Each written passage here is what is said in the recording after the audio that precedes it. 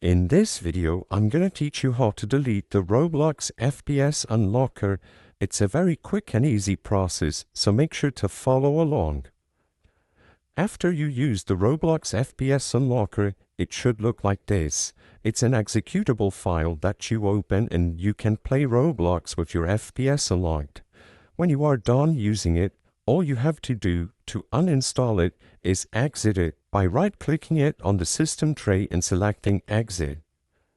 This is the only file you should have related to this program, and all you have to do to uninstall it after exiting it on the system tray is just to delete the zip folder it came in and the executable file you opened to use it.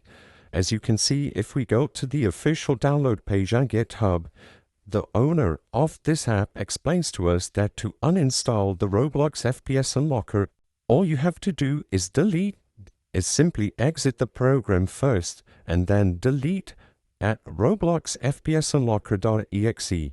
So, like I said, just exit the program to the system tray by right-clicking its icon and selecting Exit, and afterwards, just delete the file I showed you on the desktop titled rbxfpsunlocker.exe alongside the zip file it came in from GitHub. After you uninstall both files, you won't have to worry and the program is successfully uninstalled. I hope I was able to help you on how to delete the Roblox FPS unlocker. If this video helped you, please be sure to leave a like and subscribe for more quick and easy tips. Thank you for watching.